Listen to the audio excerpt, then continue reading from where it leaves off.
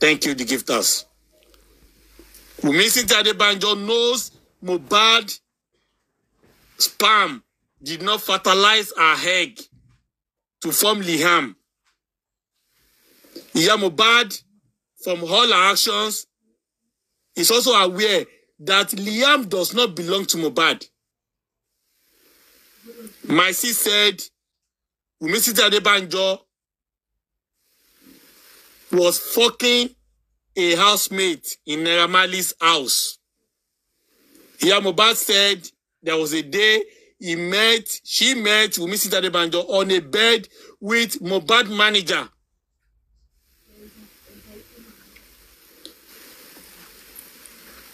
Wunmi Adebanjo breasts are on social media where she was frolicking another man.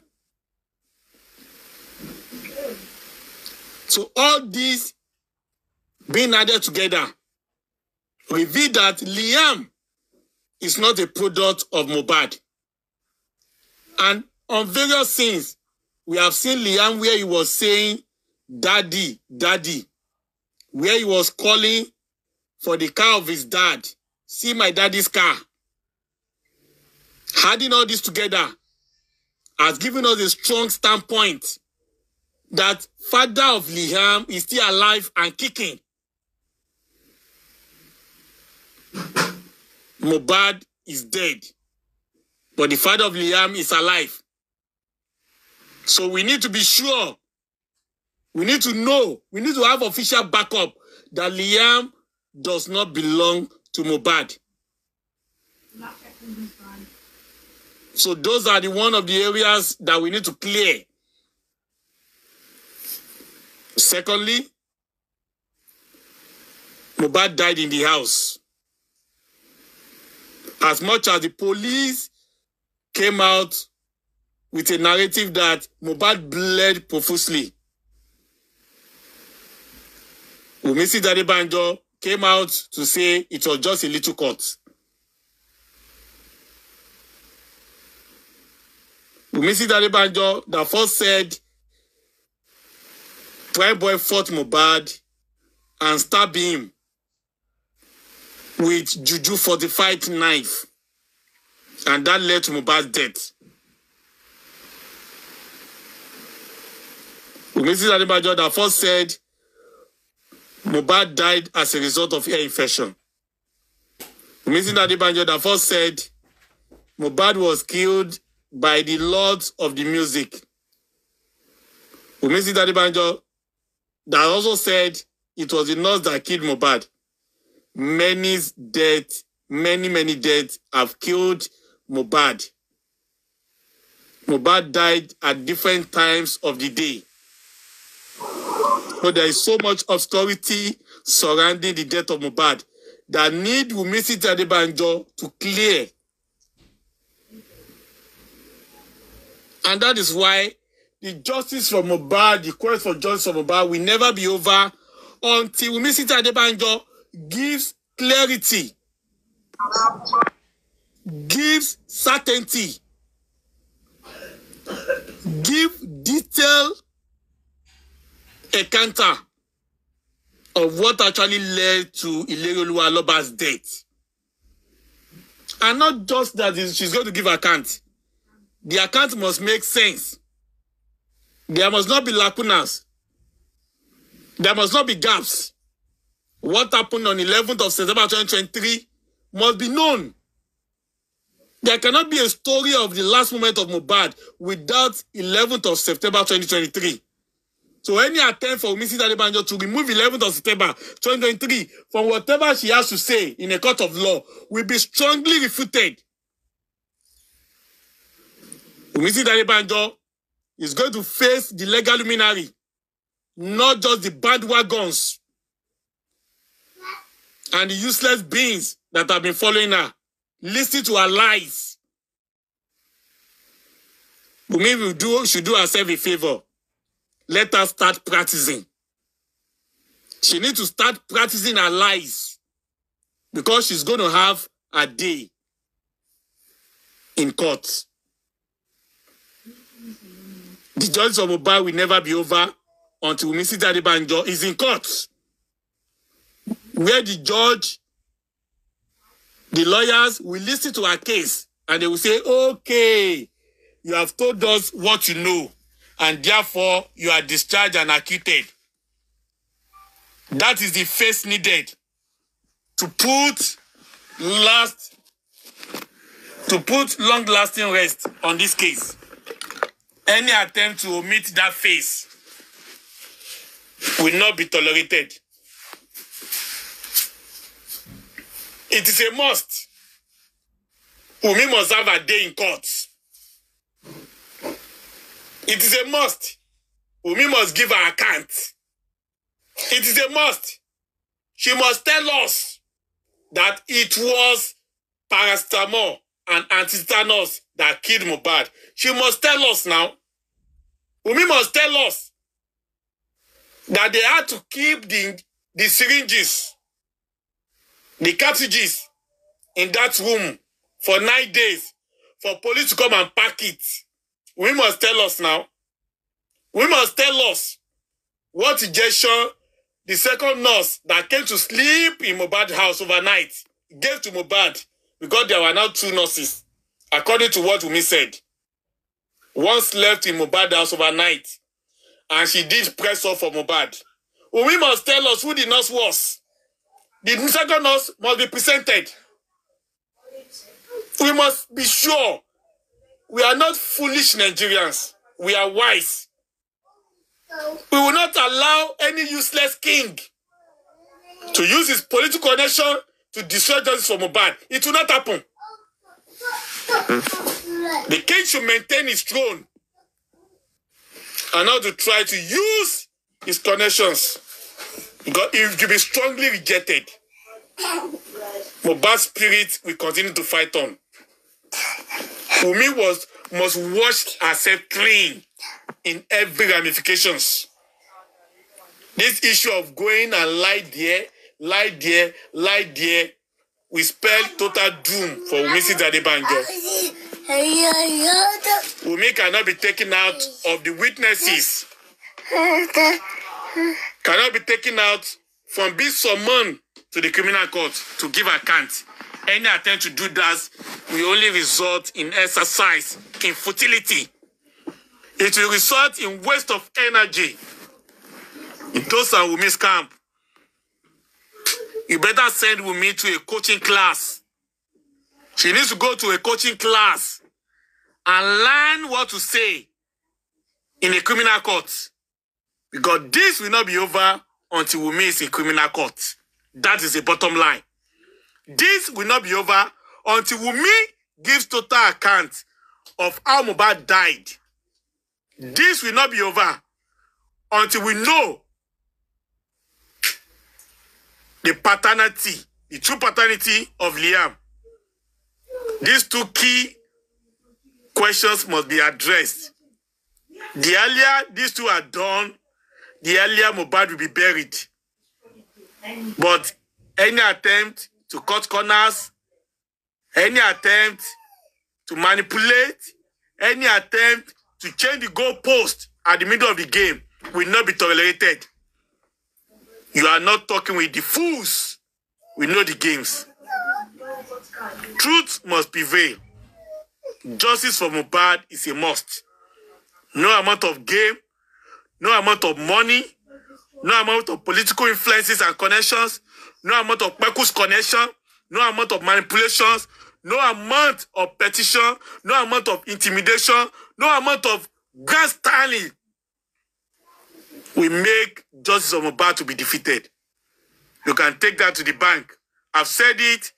The only person that can defeat justice of Mohbad is Emperor Joseph Aloba.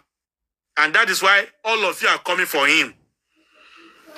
As long as that man is standing and he has not come to the public to say he has given up, justice for Mohbad will continue. And it will remain undefeated. There's nothing you can do about that. That is a closing remark for me today. So I want to greet all the generals and the gladiators. It was meant to be a short one, not a long one. Thank you for standing strong Thank you for staying firm. Thank you for supporting Emperor Joseph Aloba, whose life of his son was cut short by Wunmi Cynthia Adebanjo, Omolajumoke, Omomo Iyabo, on the 11th of September 2023. Thank you for being the voices of the voiceless. Thank you for being unbiased. Thank you for standing like a rock of Gibraltar in supporting that man. We need to rally around him. He's their target. Let us give him the vigor and the energy to carry on. He needs us now than ever. Let us support him. It is well with us. It is well with everything concerning us. And if anybody is under threat whatsoever by anybody, don't keep quiet. Speak out. If anybody threatens you, speak out. Reach out to people. Let people know that you are being threatened. Let people know those that want to vilify you, so that everyone can rally around you. This is a battle of the titans, and you may not be able to fight it alone. You need like mind. So speak out and never die in silence. I want to say once again, thank you to all the gifters. Somebody was trying to send a request. Okay, who have me? I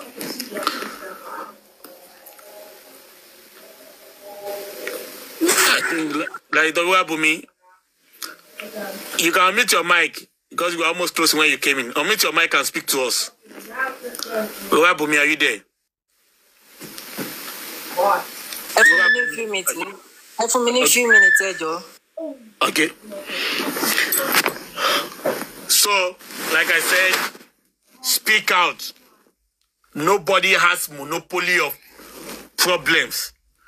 Nobody has monopoly of intimidation. Nobody has monopoly of bullying.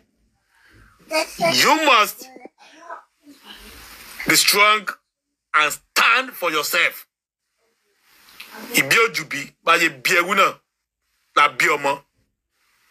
Fight for yourself. Fight for yourself. And don't keep quiet.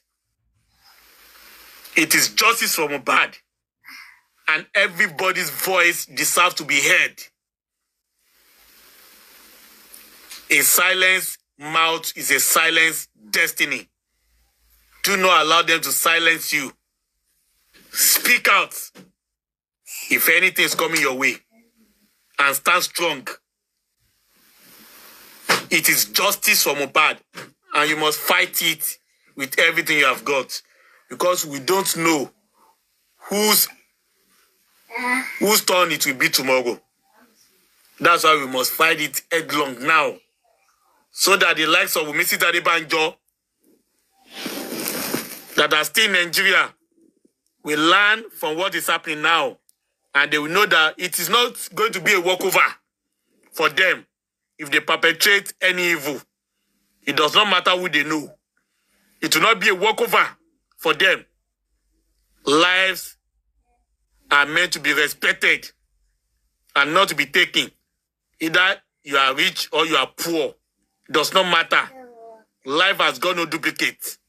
And whosoever has committed this crime must be held responsible for it. It does not matter who you know or who you don't know. Wabumi, you can mute your mic.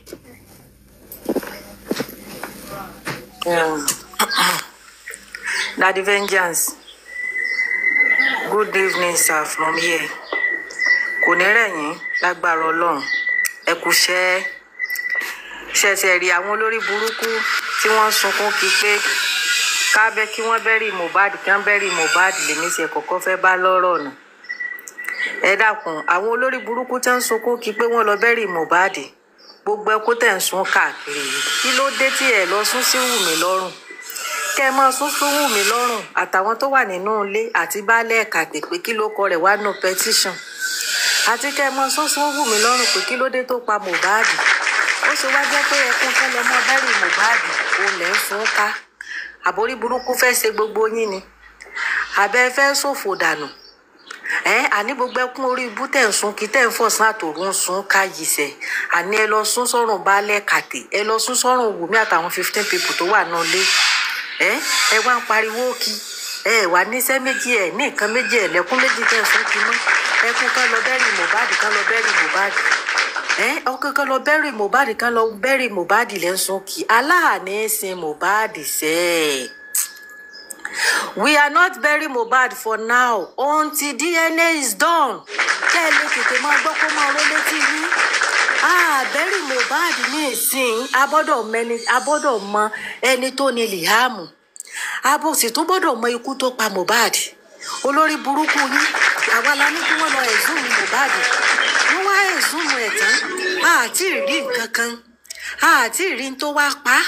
Àti ìmẹ́ni tó lọ mọ ẹ wá ń sunkún kí ká lọ sí Mohbad o ká lọ sí Mohbad o ká lọ sí Mohbad ṣé Mohbad ò jẹ́ gbádùn ni ṣé Mohbad ò jẹ́ gbádùn ṣé Mohbad nìyẹn ńlá ni kẹ́ ẹ wí kẹ́ ẹ wá sọ síta aláwọ̀ ò ní sí Mohbad sẹ́ẹ̀ a sì ní rìlẹ́ǹtì rárá tó bá jẹ́ pé gbogbo ń tẹ̀ ń rò lọ́kàn yín nù a ní rìlẹ́ǹtì rárá o until Mohbad get justice o a ní rìlẹ́ǹtì rárá sẹ́ẹ̀ àní DNA is sacrosanct dandan ni DNA torí DNA yẹn gangan ni motive ikú tó pa Mohbad a sì gbọ́dọ̀ mọ̀ wọ́n ti ẹ̀zúmẹ̀ náà Mohbad ti kú ó ti kú náà àwa tún gbọ́dọ̀ lè sí láì ṣe pa ọmọ tó pa lè sí láì ṣe pé amẹni tó lọ mọ olórí burúkú ní ẹ wá ní sí ayé kí ẹ má bínú pẹ̀lú ariwo tẹ́ ń gbọ́ o ẹ wá níṣẹ́ kankan kí mọ́ olórí burúkú ẹ wá ń sunkún ẹ fún ọ̀sán àtòru ẹ fi ń sunkún kàbó fò fẹ́ ṣe gbogbo yín ẹ fẹ́ dààmú kú ẹ tí ì rí kankan ṣẹrẹkún tẹ̀ ń sun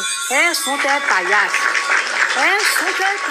tó láwọn òní Mohbad kankan sí àwọn òní Mohbad tá a sin àfi tá a bá rí justice fún tá a sì tún mẹni tó ní mùbùlíàmù ńlá tó lè sin Mohbad ẹ̀yin olórí burúkú gbogbo ẹ̀yin olórí burúkú aláyébàjẹ́ èló ni wọ́n fún yín gan tẹ̀ ń ogun ayé kí èló ni wọ́n fún yín tẹ̀ ń sunkún orí ibú kí àlẹ́kùn yín ẹ lọ sún sọ́rùn Wùmí ẹkùn yín ẹ lọ sún sọ́rùn baálẹ̀ kàtẹ́ pé kí ló kọ rẹ̀ ṣe nu petition ẹ má sunkún sọ́rùn tiwa mọ́ ẹ wá ẹ lọ ọ̀dọ̀ Wùmí àti baálẹ̀ ẹ lọ mọ sunkún orí ibú tẹ̀ ń sun ẹ lọ mọ sún sí Ọlọ́run olórí burúkú yín ẹ wá rìn kí ẹ̀yin lárìn káàdúgbò ẹ wà ní sẹ́mẹ̀ ẹ wá ń rogun ayé ká ẹ wá ń wíwìkúwì kí go and bury Mohbad Mohbad kọ́ bẹ́rì àní mo rò pé ẹ fẹ́ sórí burúkú gbogbo yín àní Wùmí ló pa Mohbad Wùmí àti baálẹ̀ kàtẹ́ ọwọ́ baálẹ̀ kàtẹ́ ò mọ́ nínú ikú Mohbad ọwọ́ baálẹ̀ kàtẹ́ ò mọ́ nínú ikú Mohbad baálẹ̀ kàtẹ́ ọwọ́ rẹ̀ ò mọ́ lọ́wọ́ nínú ikú Mohbad Wùmí náà sì ránṣẹ́ dé tòrútòrú Wùmí gangan ló pa Mohbad ló gbẹ̀nù lẹ́nu Mohbad ó sì pa Mohbad torí Liam ní kò ní yẹ gbogbo yẹn ṣòfò dànù Wùmí àlọ́kàn rẹ̀ ò ní balẹ̀ ọkàn rẹ̀ ò ní balẹ̀ bẹ́ẹ̀ ó ṣẹ̀ṣẹ̀ bẹ̀rẹ̀ ní olórí burúkú orí pé o ti ń wú thank you for the gift so orí pé o ti ń wú Wùmí o ti ń wú ojoojúmọ́ ni ikùn rẹ̀ ń wú sí i ó yẹ kó o ti mọ̀ pé àwọn ayé ti dáwọ́jọ sí ọlá Wùmí àní Mohbad gan ti sọ fún ọ kó o tó pa á ó ti ní tó o bá ti pa òun ó ló regret ò ní gbádùn gbogbo láìfù ẹ mọ́ Wùmí láàrin èmi àti ẹ̀sọ́ gbádùn láìfù tó ń live olórí burúkú fake life ló ń live inú rí odùn Wùmí inú rí odùn òkúta ẹ̀sìn ẹsẹ̀ rẹ̀ ti yọ́ ta òkúta ẹ̀sìn ẹsẹ̀ rẹ̀ ti yọ́ ta Wùmí wà tí baálẹ̀ kàtẹ́ kiri ilẹ̀ pa Mohbad torí Liam olórí burúkú bẹ́ẹ̀ bá ti ẹ̀wà pààyàn ṣe torí ọmọ ss ọmọ abirùn ọmọ tó rí bí ọlọ́kùnrùn olórí burúkú yẹn sì torí rẹ̀ wá fi podidi ọmọ ológo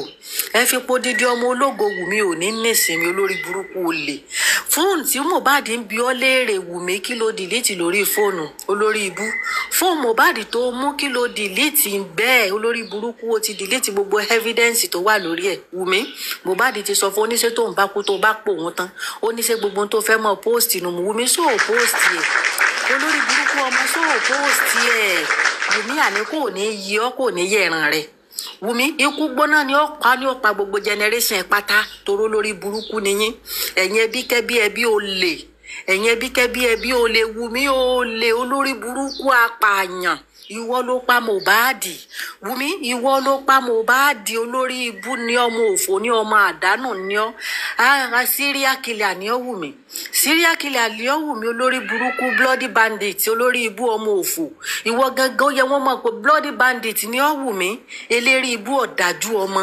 ọ̀dájú ọmọ olórí burúkú ò sì fi òun fèèyàn pípa ò sì fi ń sayọ̀ ọyọ̀ wù mí òun fèèyàn pípa ò sì fi ń sayọ̀ ọyọ̀ ó wá ló nísinmi láyé ẹ̀ àló ò lè nísinmi wù mí wàláì wọ́n pọ̀ bí wọ́n ṣe ń pajọ́ ògún ni wọ́n pọ̀ bí wọ́n ṣe ń pajọ́ ògún ni ikú tí ó pọ̀ ikú ògún ló kù wù mí Mohbad gan ti sọ fún oníṣòwò ògún fẹ́ pa ọ́ ni ògún náà ni ó sì pa ọ́ wù mí torí ó dájú léèyàn ó sì wò ṣoṣo ọmọ ni tó bò ọ́ láṣìírí ọgbọ́n máa lè wá ká mọ́lé ó sì tó bò ọ́ láṣìírí Wùmí ó wá rò wípé ikú ló yẹ kó o fi ṣẹ̀san fún Wùmí ó wá rò pé ikú ló yẹ kó o fi ṣẹ̀san fún ọ̀tọ̀ lẹ́ni lóyún ọ̀tọ̀ lẹ́ni tí ń bọ́yún ọ̀tọ̀ lẹ́ni lóyún ọ̀tọ̀ lẹ́ni tí ń rẹ́rù ọmọ Wùmí ọ̀tọ̀ lẹ́ni lóyún ọ̀tọ̀ lẹ́ni tí ń ṣàìsùn àbálẹ̀ kàtẹ́ bálálẹ́ bá ní ó dáa fún yín aláàárọ̀ ò ní jẹ́ o gbogbo alálẹ̀ kàtẹ́ ó kọ́ sí yín àwọn alálẹ̀ kàtẹ́ ó bínú sí yín bálẹ̀ kàtẹ́ olórí burúkú níyìn ẹ̀yin lẹ lóyún Mohbad ní ṣe wà lóyún olórí ibú yẹn tó wà mọ̀ pé ó yẹ kẹ́ ẹ pa ni ó yẹ kẹ́ ẹ pa ni ṣe rí pé ẹ dájú léèyàn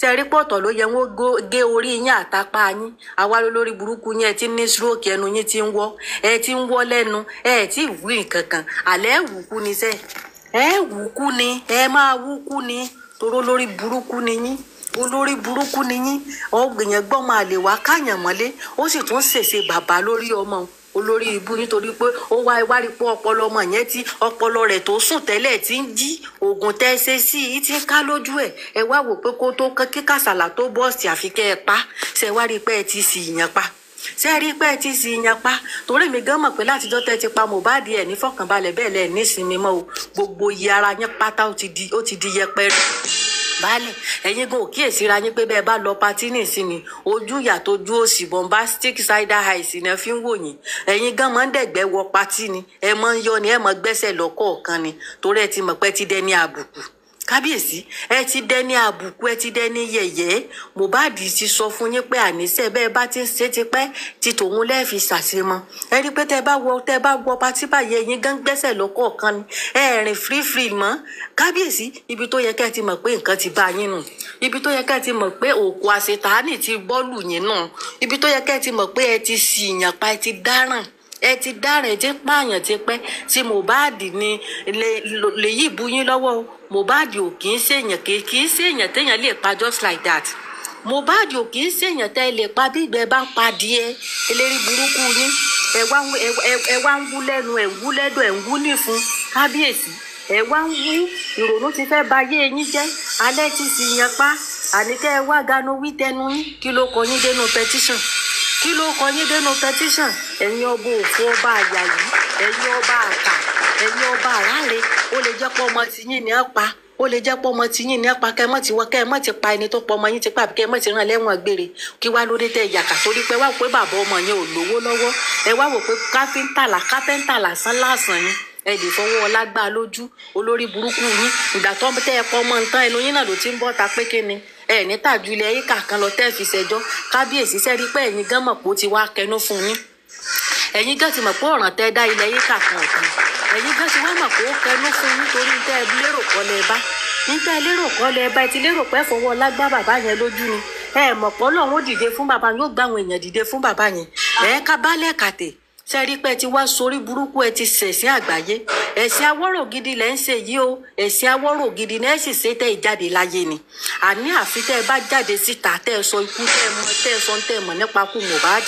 olórí burúkú níjọ́ kìíní àná yín náà lẹ kọ́kọ́ bọ́ta lẹ́lẹ́ fẹ́ àdọ́pìtì ọmọ àsọmọ yín lẹ fẹ́ àdọ́pìtì ẹ fẹ́ dọ́gbọ́n gbọ́mọ lọ ẹ fẹ́ dọ́gbọ́n gbọ́mọ jápa olórí burúkú olùsí ọbọ òfò ó ṣe jẹ́ pé wọ nìkan ló fẹ́ àdọ́pìtì Liam ó ṣe jẹ́ pé wọ nìkan ló kọ́kọ́ bọ́ síta pé ó fẹ́ àdọ́pìtì Liam ká baálẹ̀ kàtí olórí burúkú ọba àwọn olóṣó ọba àwọn aṣẹ́wó ọba àwọn olóṣó tó mú standing ní rita lọ́rì olórí burúkú ní ẹ̀ lójútì ẹ̀ wá ẹ̀ ń gáyàdọ́mọnú yín ẹ̀ tó ń gbàyàwó ọmọnú yín ẹ̀ rí pé tiyín ti ta ẹ̀ rí pé tiyín ti tẹ́ ti ṣòfò ayé ẹ̀ wá tún wá fẹ́ ẹ tó fẹ́ pa bàbá lẹ́nu mọ́ ẹ fẹ́ pa bàbá yẹn lẹ́nu mọ́ kó má wí kankan níbo láyé tí ń ṣerú ẹ pààyàn lọ́mọ ẹ̀ tàn pa lẹ́nu mọ́ aláàní dálé aláròkálà wa àáròyìn títí tẹ̀mí èbó lẹ́nu yín ni baálẹ̀ kì í sórí ti ẹnìkan ní òtí kọ́kọ́ bẹ̀rẹ̀ àwọn ọba tó ti faṣọ pé ń pèrò ku ọba àìmọye ọba tó ti fa sọ pé ń pèrò ku ọba bí irú ọba tiẹ̀ tí ò bá ti ní làákàyè, bí irú ọba tiẹ̀ tó bá ti jẹ́ ọ̀dájú èèyàn, bí irú ọba tiẹ̀ tó bá ti jẹ́ ìkà, bí irú ọba tiẹ̀ tó bá jẹ́ pé olóṣó ní máa ń ganú sí. Àìmọye ọba tí ń bẹ lálágbọn, àìmọye ọba tí ń bẹ lálágbọn ó gborí adélẹ̀ tó ṣẹ̀wọ̀n, ó gborí adélẹ̀ tó ṣẹ̀wọ̀n tó fa sọ pé tó ń roko gbà. Ṣègbè lórí burúkú ni yín, ṣègbè lórí burúkú ni yín ẹ̀yin ẹ̀ka. Kì í ṣe pé bẹ́ẹ̀ ṣe bí àwọn ọmọ tí yín náà bàbá bíi tiẹ̀ ni. Ṣé Mohbad jábọ́ látọ̀run ni? Kì í ṣe pé abẹ́ ìdí ẹnìkan ló ti bọ́ ọ̀tá ni. Kì í ṣe pé abẹ́ ìdí ẹnìkan ló ti bọ́ ọ̀tá ni. Ẹ wá wó sùnsùn, ẹ wá kan wọn lẹ́yìn ọ̀kan, ẹ kan bàbá yẹn lẹ́yìn ọ̀kan, ẹ tún wá ní ò gbọdọ̀ wí, ẹ ní ò gbọdọ̀ sọ. Àbẹ́ ẹ fẹ́ sorí ibú, ẹ fẹ́ ṣòfò, ẹ ti ṣòfò sínéke baálẹ̀, ẹ ti ṣòfò sínéke olórí burúkú tẹ̀ ṣètè bí èmi iṣu. Wọ́n wá ṣẹ̀kẹ́ wáǹdì àfi bí kégbé àkà. Ọba olórí ibú, ọba tí ń jẹ rẹ́mínàǹtì, ọba oníjẹkújẹ, ọba tí ò mọ kan láì jẹ, gbogbo ejò jíjẹ ni, gbogbo sàrẹ̀ wíwọ̀ ni, gbogbo sàrẹ̀ wíwọ̀ ni, gbogbo kò lẹ́yìn kígí bọ̀. Ẹ wá ganu mórí ibú, ẹ wá ń sáàkì, ẹ ganu mórí ibú, ẹ wá lè fọ, ẹ lè bọ́ta kẹ wí tẹnu yín, ẹ wí túláàsì o, ẹ wí ní túláàsì, ẹ káwọ́ pọ̀yìn níwájú adájọ́, ẹ káwọ́ pọ̀yìn níwájú adájọ́, ẹ sọ ń tẹrí lọ́dẹ̀ tẹ fi garu ọwọ́, ẹ sọ ń tẹrí lọ́dẹ̀ tẹ fi garu ọwọ́. Ẹ̀yin olórí ibú gbogbo yìí, ẹ̀yin ìkà, ẹ wá kóra yín jẹ pọ̀ ọmọ ọlọ́mọ tán. Olórí burúkú yín wá sí all station settle, no case to answer. Ẹ ti lérò pé ẹ ní kéèsì tẹ́ answer ni, ẹ sì mọ̀ pé Ọlọ́run gbẹ̀bùrú yọ sí yín. Àlẹ́ answer kéèsì eléyìí, iye station tẹ́ settle ẹ wí, iye station tẹ́ settle ẹ wí. Bàbá Liam tó rọ́wọ́ rẹ ló wà ń bẹ̀, ìwọ ló wà nídìí gbogbo ẹ̀. Àti Sanwó-Olú olórí burúkú tó sorí bí abọ́ ayọ́, àti Sanwó-Olú tó ṣe tí gbé kàámọ̀ bí ẹ ń kírun àìlá. Eléri ibú tiẹ̀ náà sọ pé ṣé Mohbad nìkan ni ó kọ̀ kú ni? Ó rí pé Mohbad ti ń jọ ọ́ lọ́rẹ́ Sanwó-Olú. Ó dìgbà Mohbad bá tó fi fìrìfìrì ayé hàn Sanwó-Olú. Sódìgbà wọn bá tó rọ ọ́ lápá tí wọ́n rọ ọ́ lẹ́nu tán ni wọ́n mọ̀ rù ọ́ kí ọlọ́mọ fọ́mọ tó fún justice kó tó mọ̀ràn tó dá Sanwó-Olú.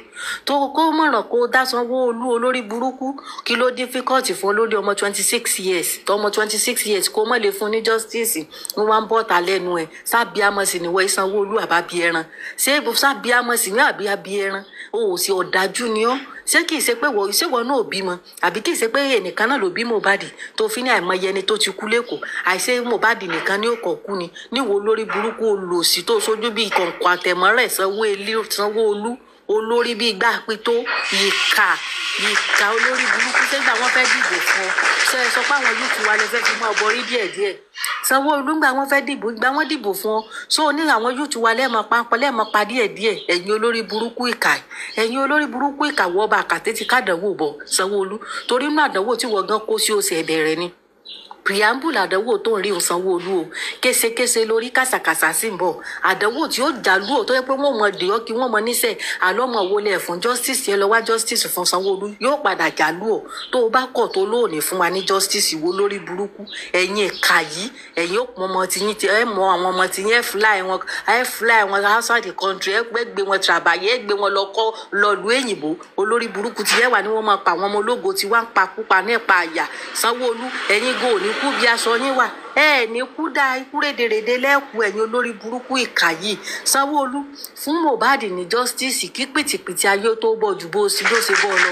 Sanwó-Olú fún Mohbad ní justice kí pìtìpìtì ayé tó bọ̀ jù bó ṣe bọ́ lọ. Èèyàn lálọ́ba náà ẹ̀jẹ̀ nírànú vein bàbá. Bó o ṣe bá àwọn ọmọ tiẹ̀ náà bàbá Mohbad bí tiẹ̀ Sanwó-Olú ẹ lè fọwọ́ ọlá gbá bàbá yẹn lójú.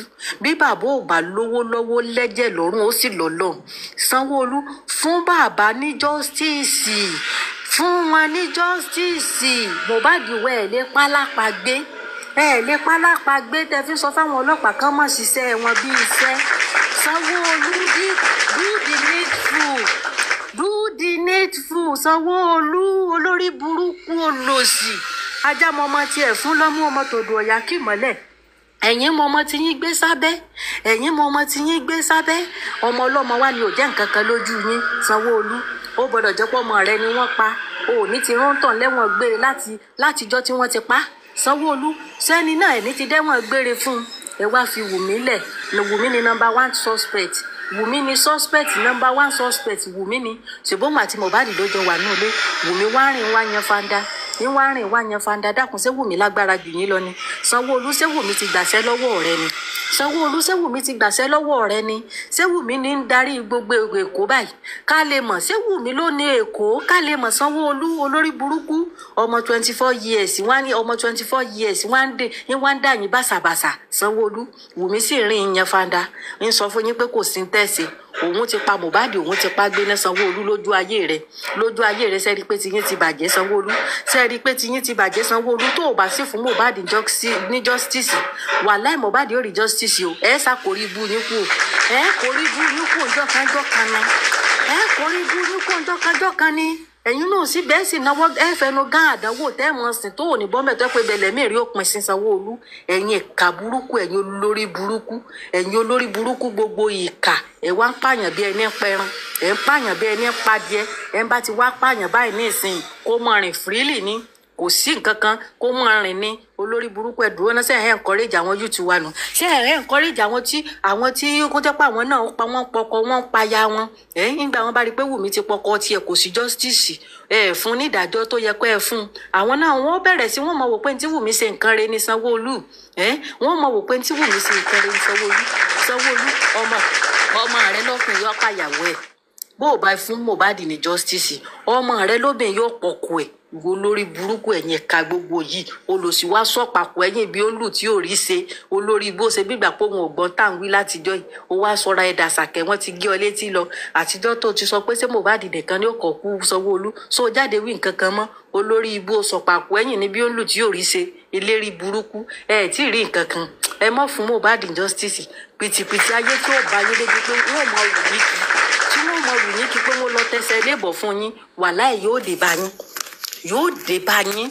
yóò dé bọ́ Sanwó-Olú ẹ̀yin olórí burúkú ìjọba yín ti bàjẹ́ ìjọba òfò tẹ́ ń gbé ṣé bí ẹgbẹ́ ṣe lò ìjọba yín ìjọba rádaràdá tẹ́ ń lò kí ayé ìjọba tí ò rọ aráàlú lọ́rùn ẹ̀yin ìjọba òfò ìjọba àráre sórí wọn ti ẹ olórí burúkú tẹ́ni èmi ti mọ̀ pé sórí tẹ́ni wàláì ó padà ya wèrè kán ayé ẹ̀ ní tẹ́ni ó padà ya wèrè kán ayé ẹ̀ ní tẹ́ni torí olórí burúkú ni ọ́ ṣé torí pé bàbá ò ṣáàdùn ọ Ọlọ́run ò tẹ́lí ṣé torí pé bàbá ò ṣáàdùn ọ ìní bàbá dáràn sí lọ́wọ́ rẹ báyìí tẹ́ni olórí burúkú olòṣì òbònàwọ̀tá tẹ́ni olófo tí ń pèrè lólógo tẹ́ni ìwọ tó jẹ́ pé òkú ayé ni ọ́ working corps ni ọ́ dé tẹ́ni olórí ibú ìwọ tó ti ta fún tó ti yìnrìn fún ìwọ tó ti tẹ́ fún tẹ́ni eléri ibú tó ṣe bí irú àbò àní bàbá ò lè du ọsẹ kì í ṣe irú ẹ̀ bàbá ń wá tẹ́ni olórí burúkú wá àwọn oko ajá tó máa ń dó wá wọn lọ